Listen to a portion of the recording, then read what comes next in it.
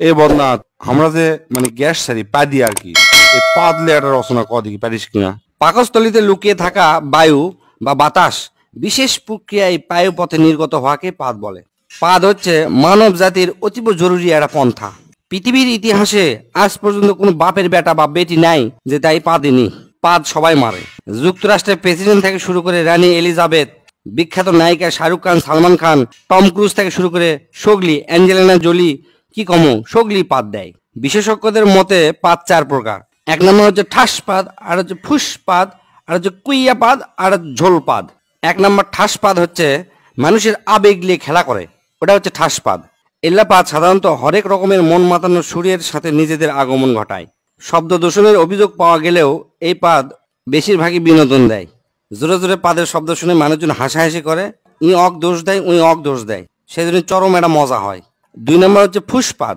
এ পাদ নিজেকে মুক্ত করার জন্য পায়ু পতত আসে আকুপাকু করে, তারপর শব্দ ছাড়া ফুস করে বের হয়, একই হচ্ছে ফুসপাদ বলে।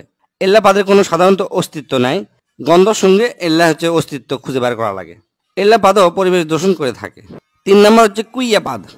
এই পাদের অপর নাম হচ্ছে সোরাপাদ। মেলাক্ষণ সময় পায়খানা আটকে থাকার পর যে পাদ বের হয় ও কি কয় হচ্ছে যে কুইয়া পাদ। হিরোশিমার থেকেও বেশি ভয়ঙ্কর এই পাদ। মানুষের ভিড়ের মধ্যে যদি এই পাদ বের হয় আর যদি বুঝতে পারে কে মারছে, তাহলে মনে করেন যে ওই লোকের সেই খবর হয়ে যাবে। আর এই পাদ যদি কড়াইত ভাজা হয় তাহলে মোটামুটি কেজি খানিক গু বাড়াবে। এক কথায় পায়খানার পরিবর্তে এই পাদ মারা হয়, মারলে মিচ্ছানা বেশিক্ষণ টিকে থাকা যায়। 4 নম্বর এবং শেষ হচ্ছে ঝোল পাদ। সাধারণত মানুষের ডায়রিয়া বা পাতলা পায়খানা হলে এই পাদ হয়। চলাফেরা করার সময় পাদ দেওয়া মিচ্ছানা ঝুঁকিপূর্ণ। মিচ্ছানা নয়, ভালোই ঝুঁকিপূর্ণ। রিক্স নিয়ে পুক করে পাদ মারবেন, মনে হবে যে পাদই মারমো, কিন্তু তা নয়। পাদের সাথে ঝোল বের হয়ে প্যান্ট ট্যান সব হলুদ হয়ে যাবে। এই পাদের শব্দ সাধারণত ফ্যার ফ্যার ভ্যার ভ্যার। এক কথায় মানব জীবনে পাদের গুরুত্ব অপরিসীম। পাদ যদি মানুষ না দিবার পারল নি, তাহলে মানুষের পেটের মধ্যে মিথেন গ্যাস জমা হয়ে গেল নি, এক সময় মানুষ মহাশূন্যে উড়ে চলে গেল হয়নি। এই পাদের আরেকটা সমস্যা আছে, সেটা হচ্ছে কি পাদ মারলেও বোঝা যায় না যে এর সাথে ঝোল বাড়ালো কিনা। মানুষকে আবার জিজ্ঞেস করা লাগে, আচ্ছা ভাই পাদের কি ঝোল হয়?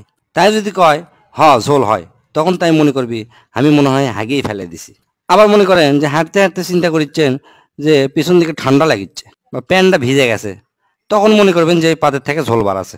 এই 4 প্রকার পাদের মধ্যে প্রথম দুটো একটু আরামদায়ক, মানে দেওয়ার পরে শান্তি পাওয়া যায়, কিন্তু পরের দুটা হচ্ছে যে খুবই সাংঘাতিক। তাই যাই যেটি থাকেন বুঝে শুনে পাতবেন, পাতলে পেট ক্লিয়ার হয়, পেটের গ্যাস বের হয়ে যায়, খুবই আরামদায়ক একটা জিনিস। আর 4 নম্বর হচ্ছে ঝোল পাত দেওয়ার আগেই ডাক্তারের সাথে যোগাযোগ করবেন যেন ঝোল পাতটা না বের হয়। স্যার কেঙ্কা আছে? তুই তো আমাকে শ্রদ্ধা মানে ভালো দিল রে। তুই আমাকে এত সুন্দর করে বুঝে দিব আমি ধারণাও করবার পারিনি।